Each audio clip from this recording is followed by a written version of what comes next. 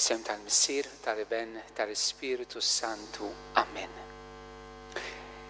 Ejjum il-qalb is-sejn għamlu talba lill-Ispiritu Santu, jekk nitolbuh sabiex itina d-dawl il-qawwa tiegħu. Nitolbuh sabiex jiftilna qalbna beraħ għal dak kollu li hu jixtieq jagħmel fina u permezz tagħna. Matul dawn l-eżerċizzi fil-kelma li l-mulej sejjer waslilna. Missier ħanin nitolbuk f'isem Ġesu biex inti jogħġbok tibgħat il-qawwa tal-Ispirtu tiegħek fuqna kull fejn insabu. Iftilna qalbna beraħ, iftilna moħħna beraħ. Sieħeb din il-kelma ħa nisimgħu bil-qawwa tal-Ispirtu f'ħajjitna. Nimarik Marija bi grazzja mimlija mulej miegħek, imbirka inti fost in-nisa, imbirek il-frott tal-ġuf tiegħek Ġesu, qaddisa Marija Malla tlob għalina mit-tinbin, issa u fis-sija tal-mewtana. Amen. San Giuseppe u San Franġisk itolbu għalina. Nilqakom is-istijej għal dawn l-eżerċizzi ir-raba' jum illi kif nafu mill-bieraħ għallum tbidlet iċ-ċirkustanza sħiħa f'pajjiżna fej ġew imsejħin ċerti miżuri għal ġied tas-saħħa tagħna matul din l-imxija tal-pandemija fosthom illi anke il-funzjonijiet reliġjużi ġew sospiżi għal dawn l-4 ġimgħat li ġejjin. U allura propju il-mixja tagħna li konna bdejna fl-imkien fil-Knisja hawnhekk il-qala, issa intom mistiedna biex tkomplu anke fid-djar tagħkom b'dawn il-mezzi tal-komunikazzjoni soċjali.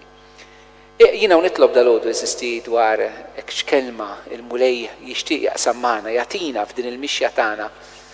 Hekk f'qalbi kelli propju li dan il-mument li qegħdin ngħixu fih f'daqqa waħda ġejna f'din iċ-ċirkustanza illi nifokaw anke ftit fuqha, illi ma nħalluwix għaddejja il-kelma tagħha tidħol f'daw il-momenti konkreti ta' ħajjitna.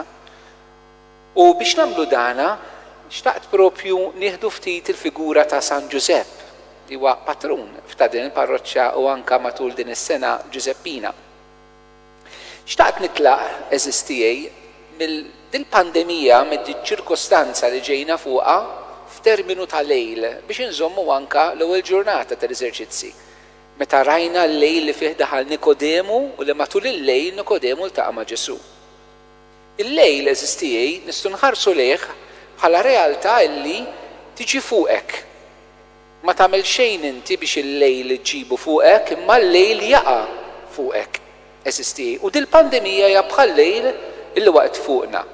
Waqt fuqna eżistijej u għandha impatti fuq livelli differenti fis-soċjetà, fih dan il-komunità nisranija fil-Knisja, għandha impatt fuq il-familji, impatt fuq is-saħħa, għandha impatt fuq l-edukazzjoni, għandha impatt fuq l-ekonomija, għandha impatt fuq il-kultura, għandha impatt fuq l-isport, għandha impatt fuq ix-xogħol, għandha impatt fuq ir-rikreazzjoni tagħna. Lejl li taħalli impatt fuq l-oqsma kollha tal-ħajja tagħna. Realtà li ġiet fuqna din il-marda eżistijej.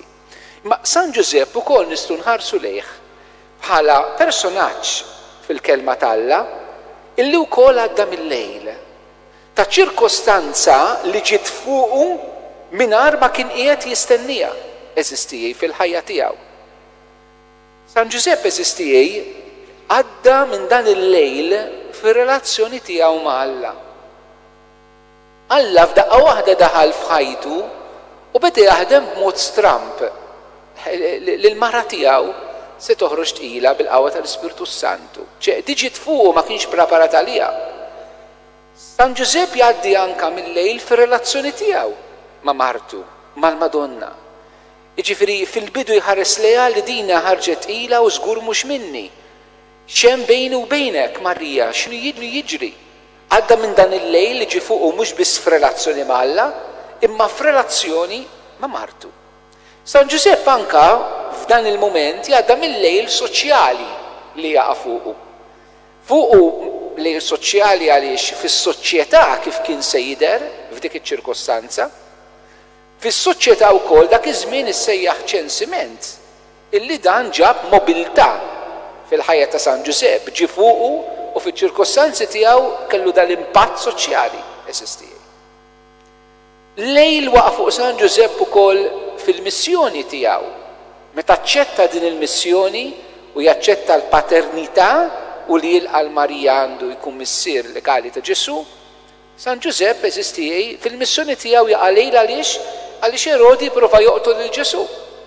U San Ġusepp naraw li jispiċċa eżiljat ukoll fl-Eġittu. San Ġusepp jaqa' lejl fuqu fil-qasam tax-xogħol tiegħu.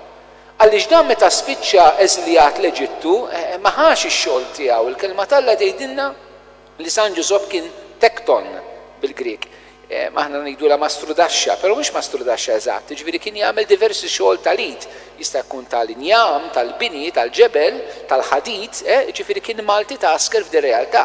Però ma nimmaġinax li meta San Ġusepp spiċċa rifuġjat l-Eġittu ħal il-Marija u l-Ġesu ġor l-odda miegħu ħax-xogħol miegħu, għadda mill-lejl anke fil-qossam tax-xogħol tal-ħajja tiegħu. Għaliex qed neħtlu f'dan il-lejl ta' San Ġusepp? Għaliex kif qed taraw dawn ir-realtajiet kollha li San Ġusepp jgħaddi minnhom dan il-lejl li waqa' fuqu huma l-istess bħal-pandemija eżistijej. Il-pandemija li tmiss ir-relazzjoni tagħna mal-Alla uħud minnhom qajmithom ħafna mistoqsijiet spiritwali, ġabet relazzjoni fil-familja tagħna ukoll il-pandemija ġabet effett fuq il-familji, ġabet relazzjonijiet fis-soċjetà, impatt fuq is-soċjetà, impatt fuq il-missjoni tagħna, impatt fuq ix-xogħol tagħna. Ġifieri San Ġusepp huwa figura ħafna attwali. Ċertament il-lejl tiegħu ma kienx il-marda tal-COVID-19, kienet realtà oħra, però id-dinamika hi l-istess. Xi ħaġa li mhux qed jistenna li waqgħet fuq u daħlet f'ħajtu u li kellha impatt. Li interessani nimmeditaw tit flimkien f'dan il-mument eżistijej huwa l-attitudni ta' San Ġusepp f'din iċ-ċirkostanza. U naraw l-attitudni tiegħu kif tista' tkun ta' eżempju u tqanqallinna u tispirana kif aħna l-attitudni ta' San Ġusepp nistgħu nagħmluha tagħna wkoll f'dan il-mument tal-pandemija li sibna ruħu anke f'dik ċirkostanza li ma nistgħux ninġabru għaċ-ċelebrazzjonijiet liturġiċi fil-knejjes tagħna. L-ewwel ħaġa biex nieħdlu fl-attitudni ta' Ġuseppi, nixtieq naqra silta mill-Vanġilu ta' Mattew, l-ewwel kapitlu, fejn nisimgħu ftit dan ir-rakkont u ħanieħdu xi siltiet minnu. It-tnissil ta' Ġesu il-Messija sar hekk. Ommu Marija wara li tarset ma' Ġuseppi qabel ma marru joqogħdu flimkien sarethom bil-ħidma tal-Ispirtu Santu. Żewġa Ġuseppi li kien raġel ġust u ma kienx irid ixandara quddiem kulħadd, għamel ħsieb li jibata mill-boħbi tan-nies.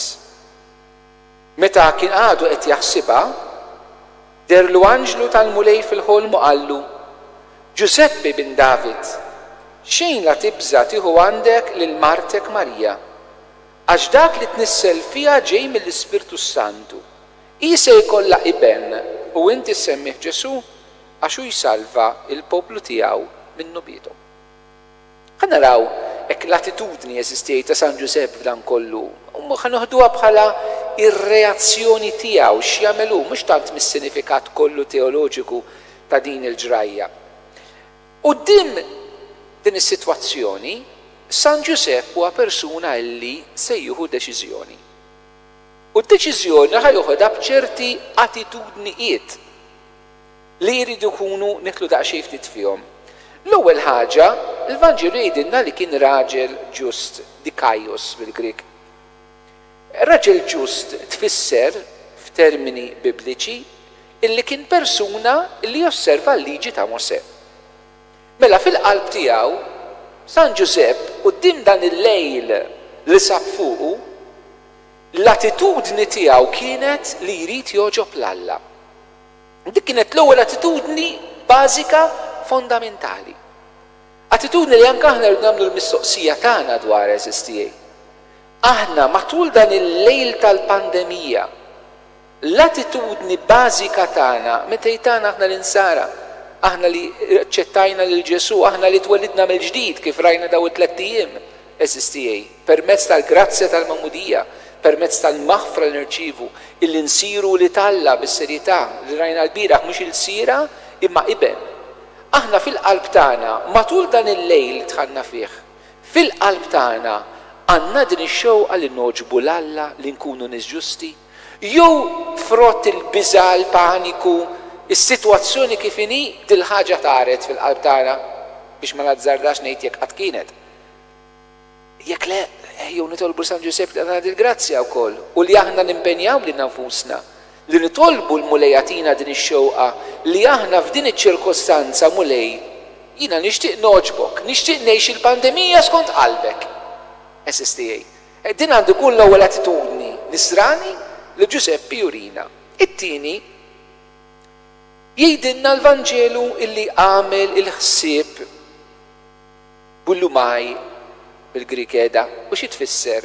Mhux sempliċement il-ħsieb hekk li qed jaħsibha dik hija wkoll, imma li l-ħsieb pjana xtaq, jiġifieri l-interjorità tiegħu kollha kienet involuta. L-intellett, ix-xewqa, l-emozzjoni kien qiegħed jinvolvi lilu nnifsu kompletament f'di deċiżjoni. Kienet xi ħaġa li qed toħroġ minnu għaliex hu li jixtaq li joġob l-Alla. U anke din hija attitudni sabiħa li San Giuseppe jurina f'dan iż-żmien tal-pandemija. Dan iż-żmien meta kulħadd jista' jipponta subajh u jgħid ħadd ieħor x'għandu jagħmel. Mentri Giuseppe hawnhekk jurina li hu qed jinvolvi l-interjorità tiegħu kollha dak kollu li hu fid-deċiżjoni li sejjer jieħu huwa.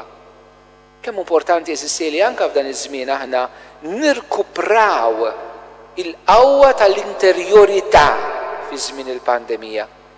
Nirkupraw il-jien f'sens pożittiv li naħseb, li nixtieq, mhux dan donnu jmut u l-ħsibijiet u x-xewqa tiegħi jiġu imkaxkrin minn barra minni, mill-biża, mis-sitwazzjoni kif inhi, minn xejn ħadd ieħor. Giuseppe le, Giuseppe jidħol ġewwa biex jasal għad-deċiżjoni tiegħu.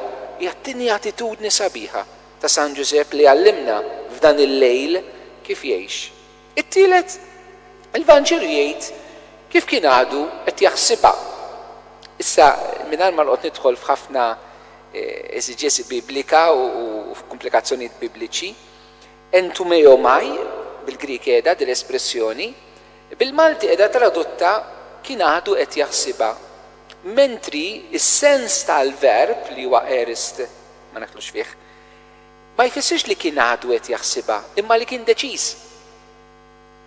Infatti, traduzzjoni riċenti tal-Bibbja fl-Amerika titraduċi dal-vers such was his intention.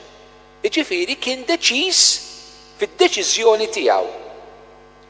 San Giuseppe iddeċida bl-interjorità, iddeċida bix-xewqa li joġob l-Alla, ħad deċiżjoni li kienet li jibgħat il-Marija li jiddivorzja bil-moħbi skont il-liġi ta' Mosè, ħada b'intenzjoni tajba, iddeċida f'kuxjenza quddiem Alla kif fehm hu f'dawk iċ-ċirkostanzi x'kellu jagħmel. U s-sabiħ ta' San Giuseppe huwa li kien kapaċi jasal għal deċiżjoni hu.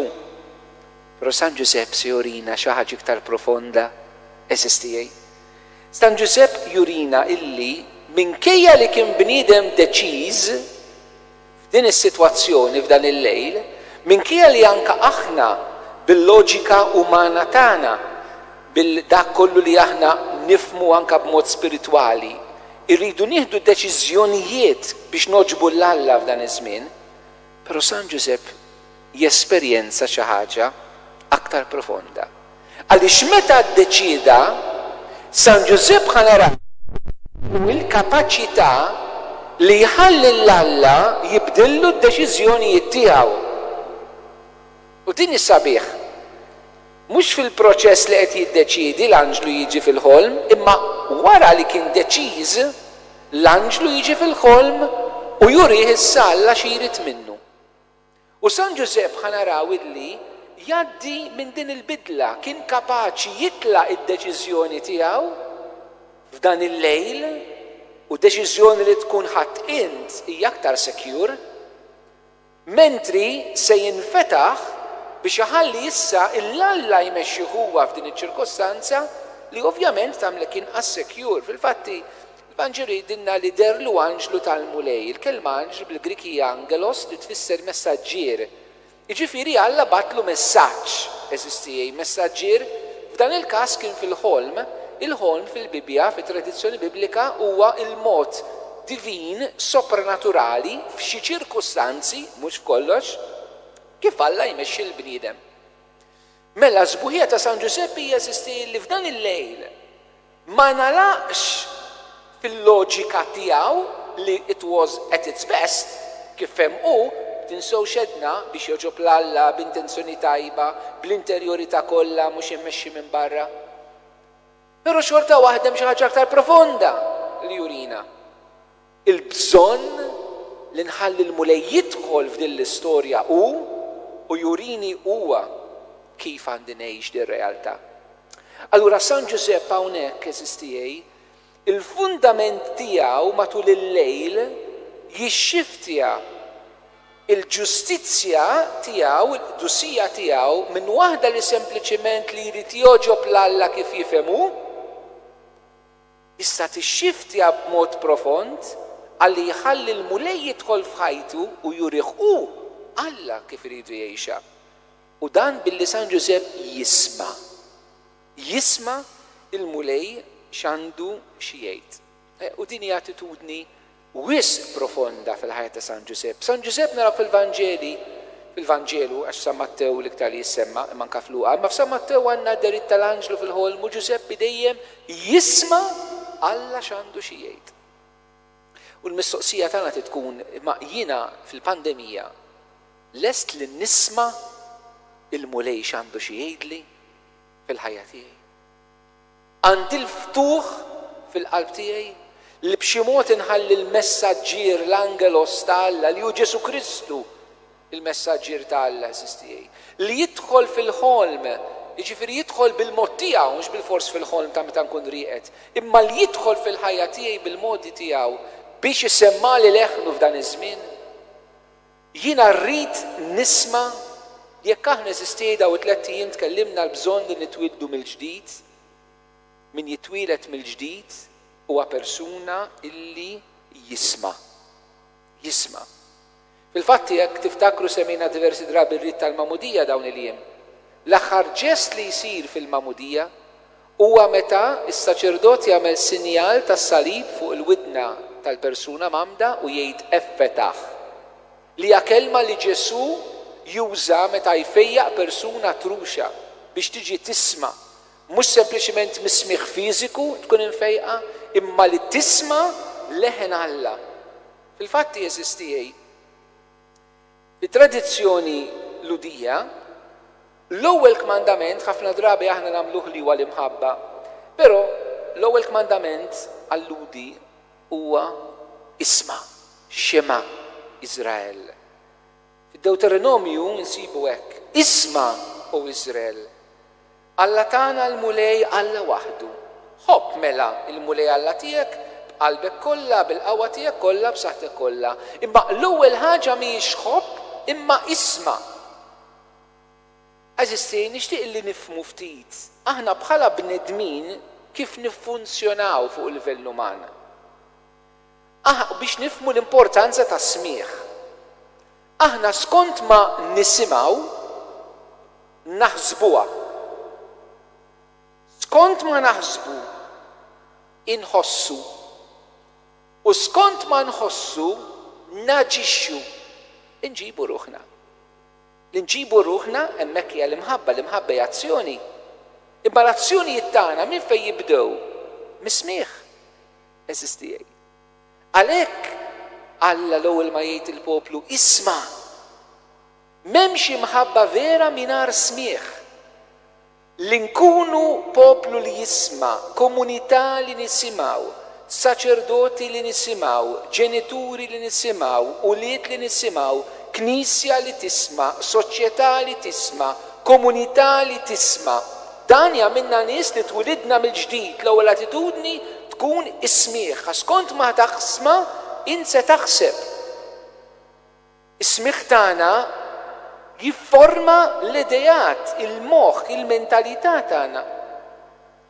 Imbagħad kif naħsbuha nirreġixxu l-emozzjonijiet tagħna. U skont imbagħad aħna naġixxu fil-ħajja ta' kuljum.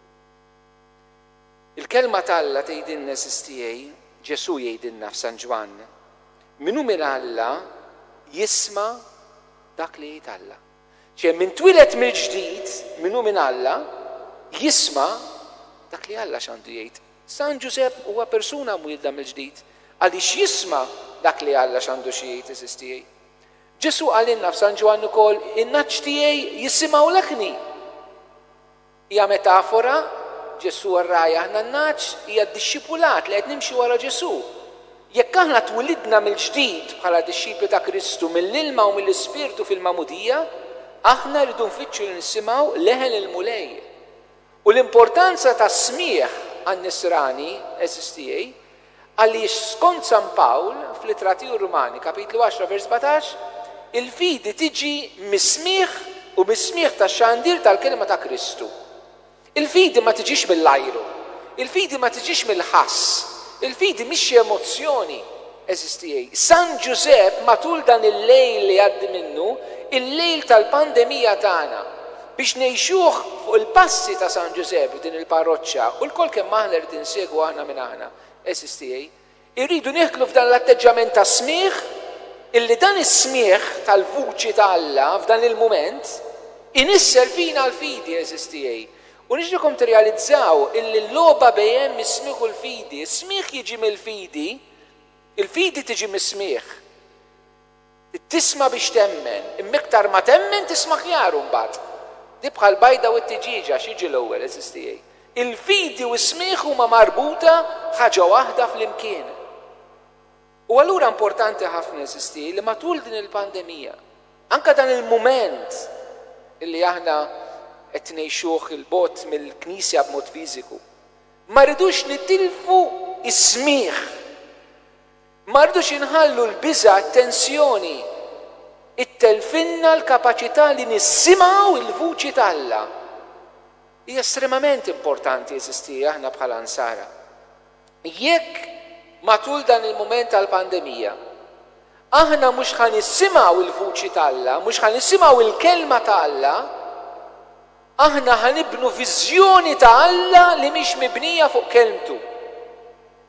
Imma nibnu viżjoni ta' Alla kif jiena naħseb Alla suppost qed jagħmel f'dan iż-żmien. Xi kuntanti xi ħadd jgħid li Fader Ħejdin inti taħseb li Alla. Int min int qalbi biex tiġi tgħid taħseb li Alla. Alla wera lilu nnifsu f'Ġesu Kristu fil-kelma tiegħu kif infissra mill-Knisja.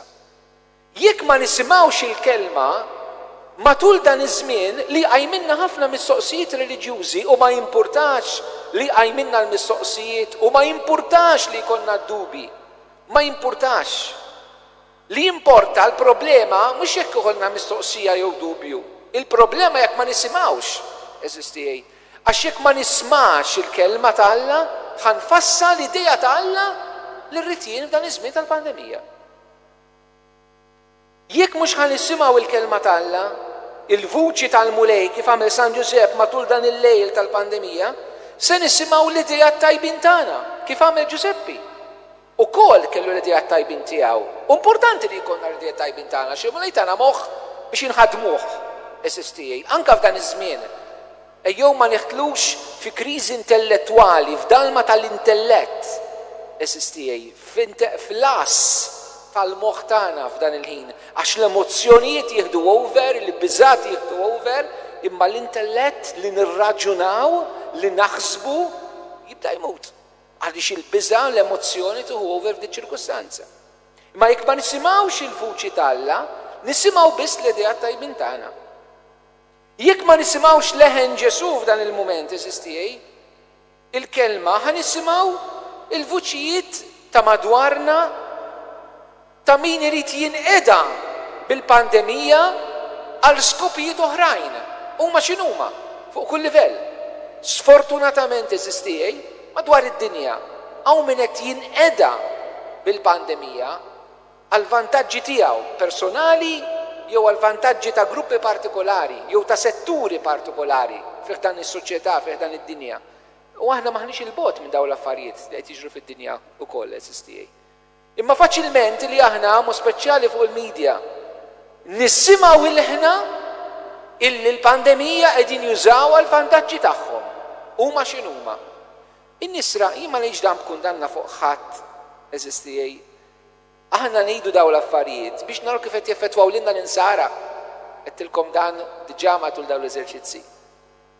Biex nagħmlu ir-randan aħna qed ngħixuh min jemmen mhux min ma jemminx. Imma rridu naraw l-impatt fuqna ta' meta ma nisimgħux il-kelma f'din il-kuntest tal-pandemija ħa nisimgħu min jilab moħħna, jilab bis-sentimenti tagħna meta jinqeda bil-pandemija għall-vantaġġi tiegħu huma x'inhuma. Jekk ma nisimgħux il-kelma ta' Alla matul dan iż-żmien tal-pandemija bħal Ġuseppi bil-lejl, ħa nisimgħu l-leħen tal-biża' fil-qalb tagħna.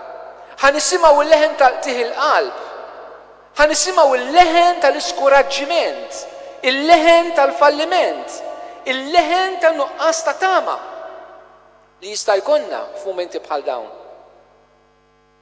Jekk ma nisimgħux il-leħen ta' Alla, il-kelma tiegħu matul dan iż-żmien tal-pandemija, ħa nisimgħu il-leħen tal-profeti foloz. U nixtieqkom tiftħu għajnejkom eżis tiegħi. Għaliex fl-istorja tal-umanità, kull darba li l-bniedem, l-umanità, l-Knisja, inti personali, żwieġ tiegħek, u minnu, jgħaddi minn mumenti ta' lejl, ta' dlam, ta' kriżi, ħafna drabi dak ikun mument ukoll fejn jqumu l-profeti foloz. Fis-soċjetà, jistgħu jkunu fih dan il-Knisja, jistgħu jkunu f'kull ambjent tal-ħajja tagħna. U min hu l-profeta fals? Il-profeta fals huwa dak li jgħidlek dak li inti tixtieq tisma'. Dak il-profeta fals. Il-kelma ta' insibu profeti foloz, speċjali fit-Testament il-Qadim, illi l-islaten jew lin-nies jgħidulhom dak li jridu jisimgħu. In-Nisrani bil-qawwa tal-Ispirtu Santu għaliex huwa mwieled mill-ġdid għandu d-don tad-dixxerniment. Jiġifieri għandu d-don li jarbel, għandu l-grazzja li jarbel permezz tal-kelma, permezz tat-talb, permezz tal-gwidja tar-rajja tal-Knisja, jarbel dak li jisma' biex ma jkunx qed jemmen il-profeta fals. Għax tinsewx dak li tisma' taħseb li taħseb, tħoss li tħoss tagħmel. Jekk tisma' l-profeta fals ħa tiġi xi b'mod fals fl-aħħar. U l-profeta fals ħa jgħidlek dak li inti trid tisma'. Eżis tiegħi. Alla mhux profeta fals. Meta Alla se jkellimna, meta Alla jkellimna anke waqt il-pandemija, mhux se jgħidilna forsi dak li aħna nixtiequ li Alla jgħidilna, però se jgħidilna dak li Alla jaf li aħna għandna bżonn li jgħidilna. Min Ġesu mhux ħa nisimgħu dak li nixtiequ nisimgħu, imma dak li hemm bżonn nisimgħu. San Ġusepp ma semax l-anġlu jgħidu dak li hu xtaq. Allu bil-maqlub li huwa xtaq. Huwa xtaq li jibgħat il-Marija. Matul il-lejl, għaliex kien miftuħ verament għal Alla, il-vuċi profetika tal-angelos, il-messaġġier, l-anġlu, ma tgħidlux dak li qabillu. Imma tirrevelalu dak li Alla jrid minnu, dak li hu kellu bżonn f'dak il-mument. Il-profeta fals jgħidlek dak li tixtieq tisma'. Alla mhux sejjer jaljenana. Meta matul il-pandemija nisimgħu fil-verità b'qalb sinċira, mulej semmali leħnek. Irrid nisma' inti għandek xi tgħidli. Alla mhux se jaljenana minn dak li għandna bżonn vera. Ħbib tiegħi, aħna jista' jkollna din it-tip ta' profetiżmu fals matul il-pandemija li Alla mhux se jagħmlu. U x'inhu l-profetiżmu fals bħalissa jista' jkun? Il-weda li kollox jgħaddi u kollox ikun okej, tgħiduli x'hemm ħażin. Fi anfisha m'hemm xejn ħażin dik.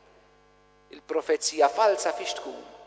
Il-weda li kollox okej mingħajr il-bżonn li nitbidlu fil-proċess. Eżisti din tista' tkun messaġġ ta' profetiżmu fals fid-dinja? Għaliex Alla l-imbierek li ma jagħmel xejn bla doċċ matul din il-pandemija irid juża biex b'xi mod lilna ifejjaqna. Mhux li kollox jiġi okej mingħajr jien ma nitbiddel. Dan huwa mument fejn nixtiequ li niġu okej. Imma l-okej mhuwiex li kollox ikun kif kien qabel.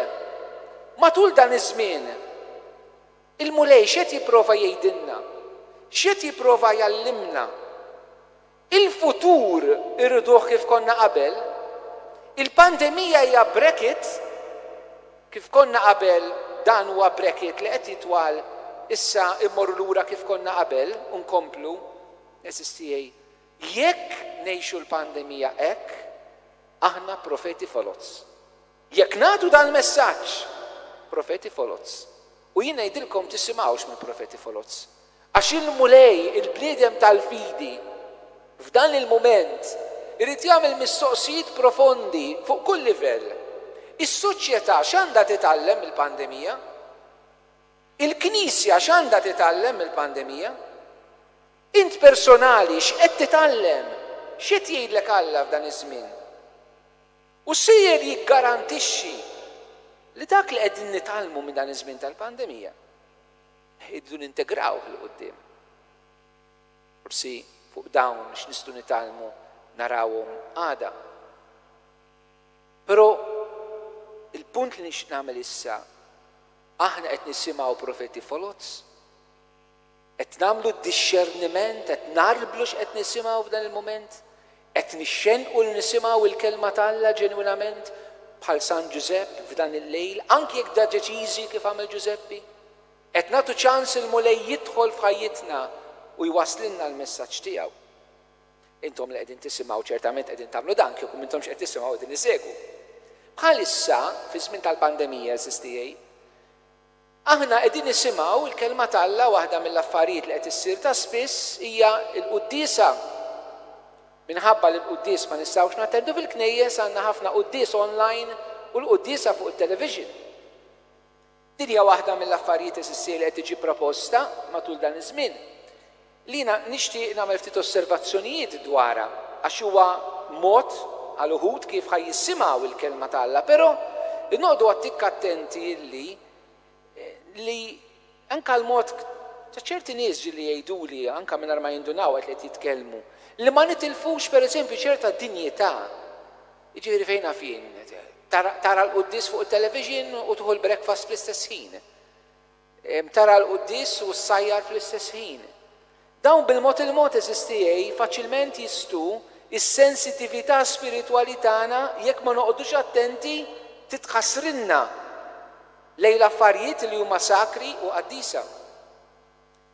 Noqogħdu attenti li ma nħallux il-quddies fuq l-internet, fuq it-television, fuq ir-radio, anywhere, il-media, ma nħalluwix tnessina il-komunità nisranija u nagħmlu l-quddiesa bħala xi ħaġa individwali tiegħi.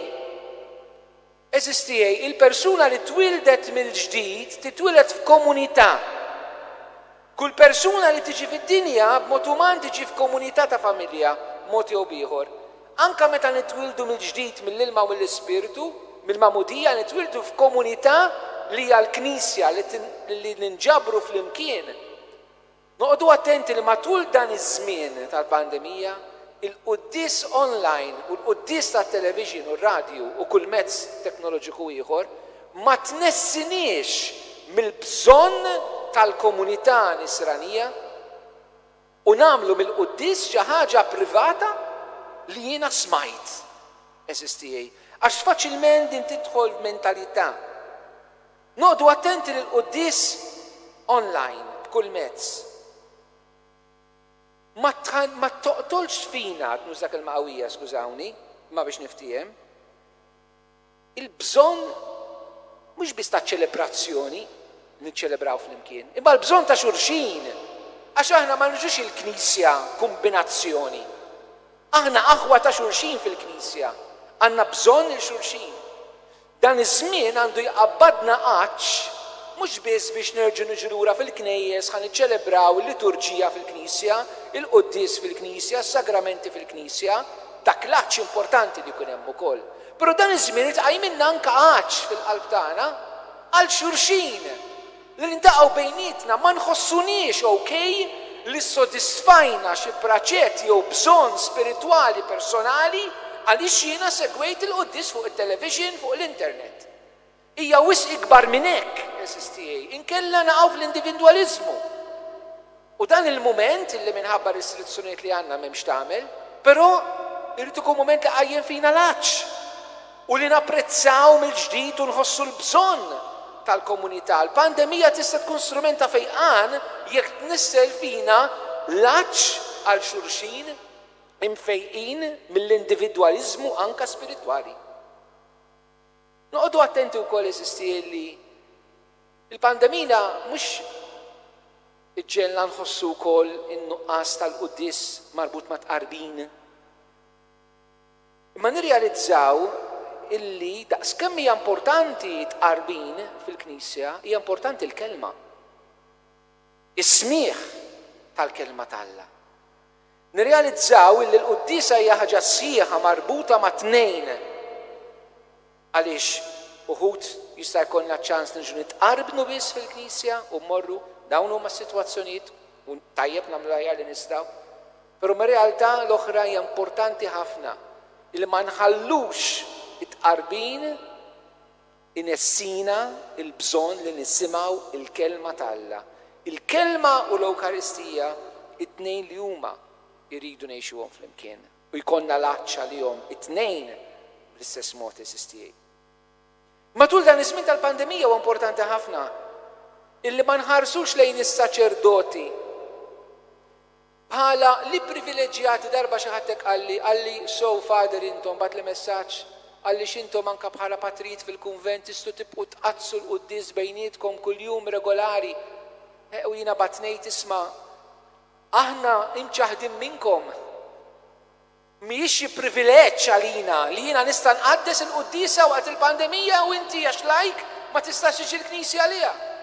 Dan mhux privileġġ tagħna saċerdoti u tħarsu xlejna għamlulna pjaċir, tħarsu xlejna b'dan il-mod.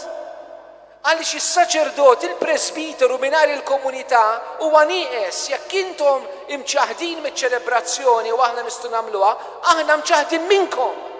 SSTA. Il-komunità hija mċeħda mill-ċelebrazzjoni ma l-presbiteru mċeħħad mill-komunità tiegħu waqt li jibqa' jiċċelebra. Dan mhux xi privileġġ li għandna, dan huwa weġġa li għandna aħna saċerdoti. Li niċċelebraw l-Ewkaristija mingħajr il-komunità. U tista' tibqa' valida hija s-sagrifiċċju ta' Kristu, l-miraklu tat-transubstanzazzjoni jsir il-ġisem li ħobsu l-inbiti tbidlu fil-ġisem dem ta' Kristu, però u għandha l-qawwa tagħha kollha l-Ewkaristija xorta waħda, però għandha dimensjoni li għanqisha ħafna. L-Ewkaristija mhijiex tal-presbiteru tas-saċerdoti, hija tal-komunità sħiħa. U allura anke jekk hemm xi saċerdoti SSTA li qegħdin isegwu b'xi mod jew ieħor, ejjew ma nħossunix li ipprivileġġjati. Nittama li għandna din il-weġġa u nemmel ħafna saċerdoti għandhom. Għaliex saċerdot li taħajtu għall-komunità bħalissa huwa mċaħħad minn familtu. Imċaħdim minnkom aħna, mċaħdim mill-familja vera tagħna. SSTA, waqt li intom qegħdin fil-familji tagħkom, aħna mċaħdin il-familja tagħna, għax intom il-familja tagħna, l-komunità tagħna. U allura importanti SSTA li il-qudies fuq television f'dan iż-żmien tal-pandemija ma nħossuwix bħala alternattiva, soluzzjoni. Ippermettu li ngħid, hija soluzzjoni fqira ħafna. Jekk il-qudies fuq it-television u l-qudies online joqtlinna l-għaġġ, naħseb aħjar ikollna l-għaġġ. Ħalli niġu lura imġewħin għal xulxin, għaċ-ċelebrazzjoni. Irrid noqogħdu ħafna attenti li dan iż-żmien ma noqtlux l-għaġġ b'alternattivi oħrajn illi noħduhom for granted. Issa mhux qed ngħid jiena li m'għandniex nagħmlu l-qudies fuq television u online masses u dawn l-affarijiet, qed ngħid l-ispirtu li bihom għandna ngħixuhom irridu noqogħdu ħafna attenti. Jiena nixtieq nagħmel proposta li fuq l-eżempju ta' San Giuseppe aħna l-vuċi is-smigħ tAlla, il-vuċi tal-kelma tAlla matul dan il-lejl tal-pandemija, apparti ir-realtà tal-online masses fejn nisimgħu il-pritki, etc. Però għandna bżonn niskopru nisimgħu l-kelma tAlla f'post ieħor, SSTA. U dan il-post li tkun il-Knisja tad-dar. id-dar, il-Knisja domestika. San Pawl, meta jikteb il-Korintin lejn l-aħħar, għandu espressjoni fuq koppja miż-żewġa kien jisimhom Priscilla, Aquila u Priska. U jgħid hekk, isellmulkom ħafna fil-mulej Aquila u Priska u l-Knisja li tiltaqa' f'darhom. Il-Knisja li tiltaqa' f'darhom. In-nisrani qatt ma jitlaq mid-dar biex imur il-Knisja. Fimtuha? In-nisrani qatt ma jitlaq mid-dar biex imur il-Knisja. Għaliex id-dar, il-familja hi il-Knisja. Għalina l-insara, SSTA. U propju waħda mill-ġid li jista' joħroġ mill-pandemija fih dan il-Knisja, illi niskopru il-komunità nisrani, niskopru l-familja bħala ekklesija, Knisja, ġifieri l-miġburin fl-ispirtu, bħala is-sineksis, is-sinassi, il-komunità liturġika, il-komunità miġbura mill-Ispirtu Santu, SSTA. Darba San Ġwan Grisostmu fl-ewwel żminijiet tal-Knisja, kien predikatur tajjeb ħafna SSTA, pritka l-insara u għalilhom biex jagħmlu mid-dar tagħhom Knisja. U l-għada reġa' pritka fuq l-istess suġġett u jgħidilhom hekk minnhom. Meta l-bieraħ għedtilkom biex tibdlu d-dar tagħkom fi Knisja, infexxejtu fajjat ta' ferħ u rejtu bl-aktar mod elokwenti il-ferħ interjuri li beda jimla l-qalbkom kif smajtu dal-kliem. Kemm nixtieq li anke aħna SSTA ikonna dan il-ferħ li niskopru matul iż-żmien tal-pandemija biex tibqa' wara wkoll, għax din jista' jkun xi ħaġa li traskurajniha matul iż-żmien waqt li kienet dejjem hemm fil-karti tagħna biex ngħidlek, illi il-familja hija l-Knisja tad-dar. Intom miż-żewġin u familji, nitlobkom għamlu pjaċir lill-Knisja u tċaħdux il-Knisja mill-Knisja tad-dar.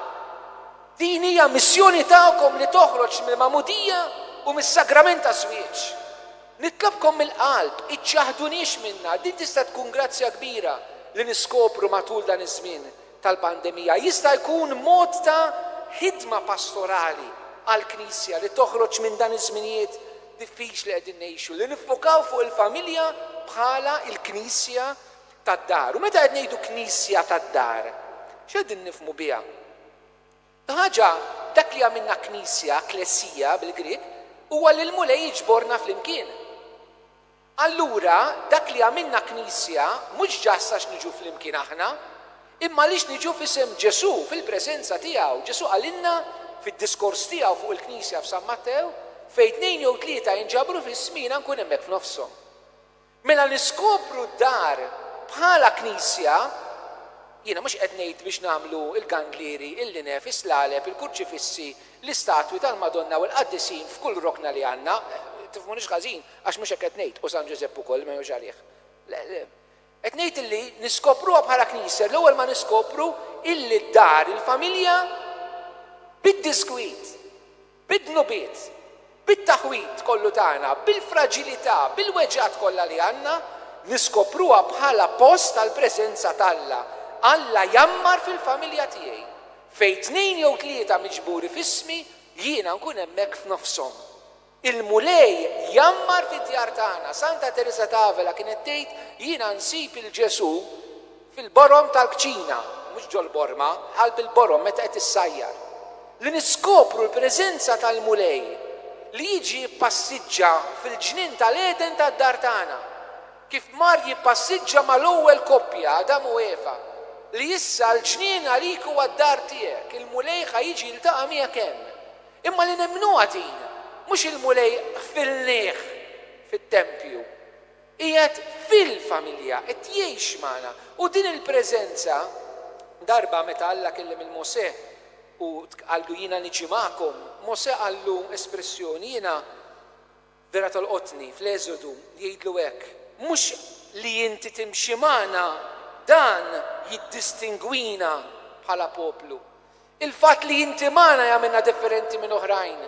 Il-fatt li aħna konxi aċċettajna l-preżenza tiegħek mulej fi żwieġ il-familja dan li jagħmilna differenti minn oħrajn. Hija preżenza li dejjem ħatibqa' magħna anke fil-lejl tal-pandemija. L-aħħar kelma li Ġesu jgħidilna fil-Vanġelu ta' Mattew, jiena magħkom dejjem u sal-aħħar. Dejjem bħaż-żwieġ, fir-risqi tajb u l-ħażin, fil-mart u fis-saħħa, sal-aħħar. F'dan il-mument eżistijej irdu niskopru l-preżenza tal-mulej id-dar qed jgħix magħna kontinwament u sal-aħħar. U din il-preżenza li tra l-lut tgħidilna biex inżommu għajnejna merfuqa lejn Ġesu li minnu tibda u fih tintemm il-fidi tagħna. Nżommu ħarsitna fuq il-mulej. Anka meta Pietru mexa fuq l-ilma kien bil-lejl jekk tiftakru. U kien il-maltemp. Sakemm żamm ħarstu fuq Ġesu mexa fuq l-ilma bil-lejl. Meta mbagħad ħares lejn il-maltempata ereq. Eżistijej, aħna rridu fil-familja tagħna kif ngħidu fil-quddiesa jew nerfu qlubna l fuq f'dan iż-żmien ta' mar, ta' tbatija, sofferenza, irridu nagħmlu l-kuraġġ lill-mulej magħna u fil-familja tagħna. U hemmhekk mhux biss preżenti, il-mulej jitkellem. Interessanti li jekk inħarsu lejn il-familja ta' Marija u Ġuseppi, meta l-anġlu kellem lil Madonna, ma kellimx il San Ġusepp. Meta l-anġlu kellem il San Ġusepp ma kellimx il-Madonna. Qatt ma kellimhom meta kienu tnejn flimkien, kellimhom individwalment u flimkien qasmu l-esperjenza li kellhom. Ara l-mulej kif faqqat il-familja billi kull membru sema l-vuċi tiegħu. Eżistej, u mbagħad qasmuha bejniethom. U aħna rridu nitalmu minn din l-esperjenza ta' Marja u Ġuseppi kif jisimgħu leħen l-anġlu u jaqsmuha bejniethom. Illi niskopru li din il-preżenza u l-kelma ħajja ta' Alla tidħol l-ewwel ħaġa fl-istorja, f'ħajjitna, fil-ħajja ta' kuljum. Il-ħajja ta' kuljum u l-istorja tagħna huma t-tabernaklu ta' Alla.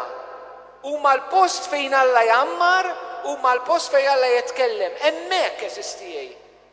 Bħal dixxipli ta' Emmaus li Ġesu daħal fil-mixja li kienu qegħdin jagħmlu, ordinarja.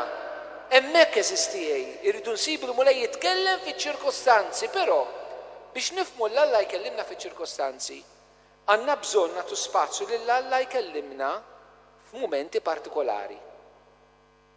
U hawnhekk nixtieq inħeġġeġ eżistijej il-bżonn tat-talb fil-familja f'dan iż-żmien waqt il-pandemija. Kif għamlu Marja u Ġuseppi jaqsmu flimkien l-esperjenza tagħhom. Il-lockdowns tal-pandemija għalmuna il-bżonn niġu ntaċ mal-ispazju li fih aħna ngħixu. Jiena tqajt ma' nies li bajdu d-dar, irranġaw id-dawl, irranġaw affarijiet li kellhom bżonn kienu żdingati d-dar u rranġawhom. Għalina l-familji nsara, lockdown, pandemija, żmien magħluqin iktar id-dar, jista' jpoġġina aktar kuntatt mal-ispazju tat-talb li noħolqu spazju ftit fejn itolbu rokna żgħira ta' talb biex nifqu nitolbu fiha. Matul anke l-lockdowns u l-pandemiji, esperjenzajna il-bżonn niġu ntaċ mal-ħin. Persuni li jibdew jagħmlu ħin għall-exercise fid-dar. Persuni li l-ħin użawh biex jitalmu u jagħmlu affarijiet ġodda. Isajru riċetti ġodda, pereżempju, mbagħad wara kellhom jitalmu jagħmlu d-dieta l-immaġina għax hawn min tella ftit biss mhux ħażin fil-lockdown, inkluża jiena meta għamiltu l-ħabs eżistiji. Imma l-punt li l-ħin intuża l-affarijiet ġodda għall-familja nisranija. Dawn iż-żmien iktar magħluqin fid-djar tagħna. Nistgħu niġu ntaċ mal-bżonn li nitalmu nużaw il-ħin anke biex nitolbu bħala familja. U nixtieq nipproponilkom metodu sempliċi ta' talb fil-familja marbut mal-ispiritwalità Ġuseppina li tisma'. Nixtieq nipproponilkom mument ta' talb maqsum f'7 tappi. Ħajkunu faċli tarawhomx ħafna.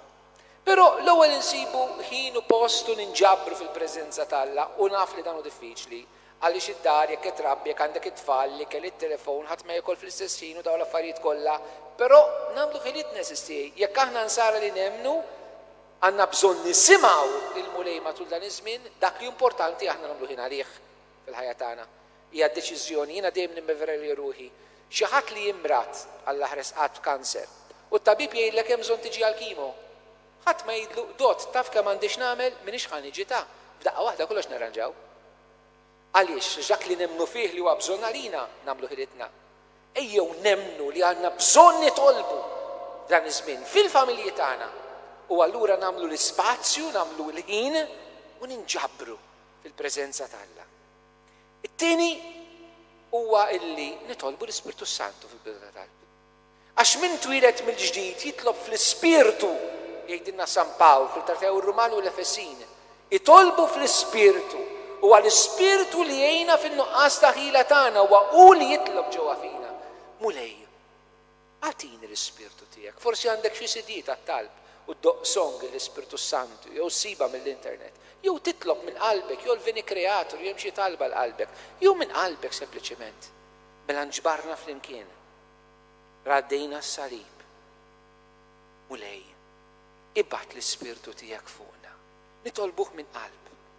Imbagħad nipproponilkom illi taqraw silta mill-kelma t'Alla. Kemm importanti jeżisti illi fid-djar tagħna jkollna l-Bibja. Jekk iridu nisimgħu leħen il-mulej fil-kuntest ta' dak li qedtilkom kollu llum bħal San Ġusepp, il-post sikur fejn il-kelma t'Alla ħnisimgħuha żgur hija fil-kelma tiegħu. Jekk m'għandkomx Bibja xtru waħda, issa bħalissa forsi magħluqa l-ħwienet tal-kotba, però tistgħu tiddownloadjaw, tistgħu tornaw, tistgħu tagħmlu li tridu biex iġibu l-kelma t'Alla, nsibuha fuq smartphones, fuq tablets, fuq internet, għandna diversi mezzi. Però araw li konna l-Bibja bħala ktib fiżiku fid-djar tagħna, u l-Bibja mhix posta fil-librerija għax mhix kelma ta' bniedem. Għalina l-insara nagħtuha post prominenti, nixelu xemma qudiema, hija l-vuċi ta' Alla hija hi li tmexxina. U meta naqraw silta mill-kelma t'Alla eżistijej, hekk nistgħu nagħmluha b'diversi modi. Tista' pereżempju taqbad ktieb tgħid Vanġelu partikolari San Mark, naħobb ngħidilhom in-nies ibdew San Mark għax huwa Vanġel qasir. U taqra biċċa minnu, ikun hemm subtitles u taqra biċċa.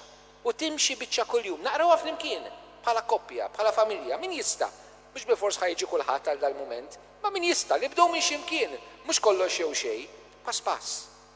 Tistgħu naqbdu l-qudies ta' kuljum, il-qari ta' kuljum. Illum għandna l-kodba eżistijej fejn insibu l-qari ta' kuljum. Jew rivisti bħal Muma Kliem il-Ħajja, jew kemm ikun sabiħ min għandu d-don u l-kapaċità jagħti sussidji ta' liturġija fil-familja f'dan il-mument, min għandu dil-grazzja li jista' jipprovdihom il-ħeġġeġ, saċerdoti, kummissjonijiet ta' dioċesi li jagħmlu din il-ħaġa eżistijej.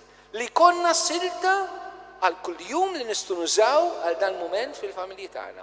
Mela ninġabru, nitolbu l-Ispirtu Santu, it-tielet naqraw, ir-raba'. Ir-raba' waqt li qed taqraw flimkien, naraw ftit x'ikun qed jolqotna f'qalbna.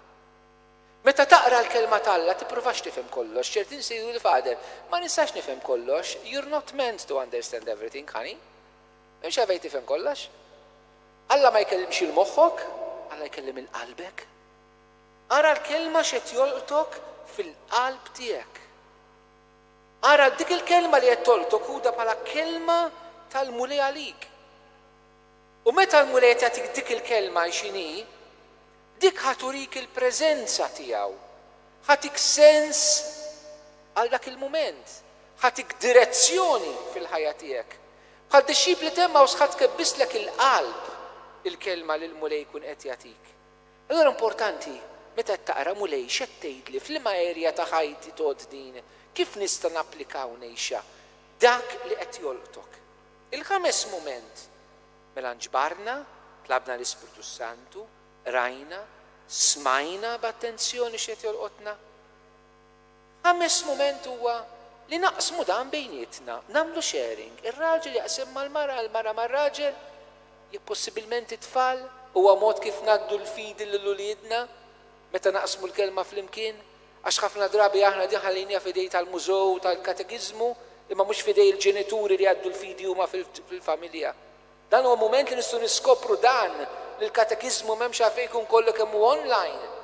Imma il-ġenituri huwa mument biex jiskopru iktar il-fidi tagħhom biex jgħaddu għal uliedhom, però rridu ngħinuhom jagħmlu dan eżistijek.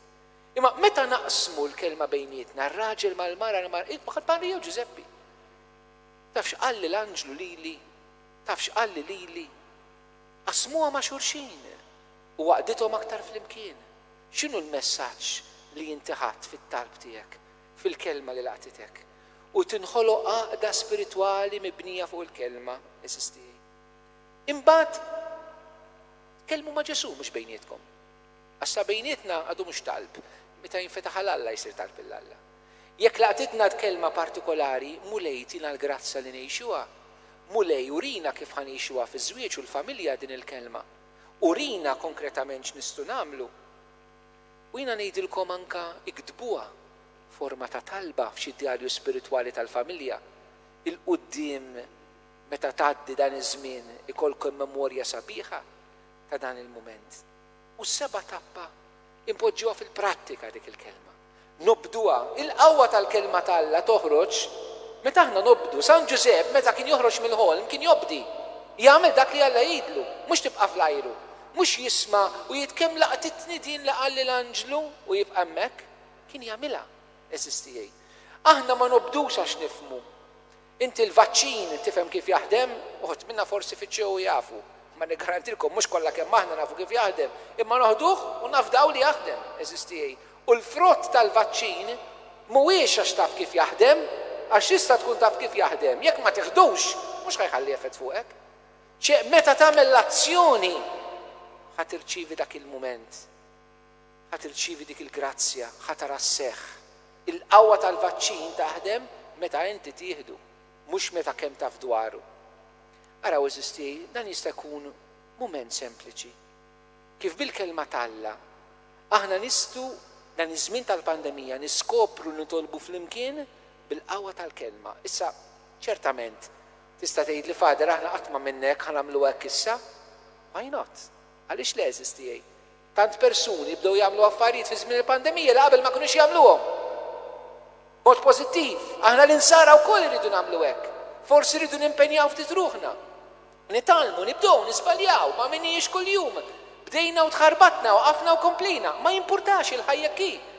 Però kemm hu sabiħ li aħna bħal San Ġusepp f'dan il-lejl illi tħanna fih, il-pandemija, dan l-eluq li bħalissa qegħdin ngħixu, ma jkollniex biss l-idejat tajbin tagħna kif kellu Ġuseppi, ma jkollna l-kapaċità li nħallu l-mulej jitkellemu, jmexxina u ninfetħu għal dak li jrid jgħidilna u jagħmel fina. Jekk mhux ħanagħmlu hekk, jekk mhux ħanisimgħu leħen Kristu fil-familji tagħna, se nisimgħu il-profeti folozz fi żminijietna. Ġuseppi għamel l-għażla li jobdi u jisma' il-leħen tal-anġlu messaġġier tal-Alla f'dan il-lejl. Jien ninkoraġġikom eżistijej.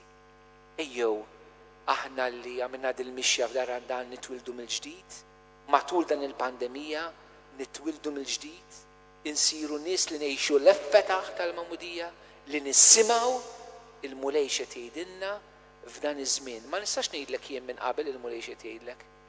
Din hija esperjenza li rridu nagħmlu. U tistgħu tifhmuha u tożżuha jekk tieħdlu f'din l-esperjenza. Jekk toqgħodu barra minnha ħatħallu din pandemija breket u ma ħanitalmu xejn fil-ħajja tagħna. Jista' jkun illi maħniex niġu l-qudies il-Knisja bħalissa. Għandna bżonn niskopru l-Knisja tad-dar, il-preżenza tal-mulej fid-dar, il-preżenza tal-mulej f'xulxin, il-leħen tiegħu bejnietna, naqdu l-karità fid-dar u nieħdlu f'rebbieħa ġdida għall-Knisja mibnija fuq il-familja. Knamlu dan, konvint li l-mulej għatina slim, il-paċi magħkom kunu mberkin narakom għada. Glorja lill-Missier u lill-Iben u lill-Ispirtu Santu kif kien mill-bidu issa u dejjem u jibqa' dejjem ta' dejjem. Amen.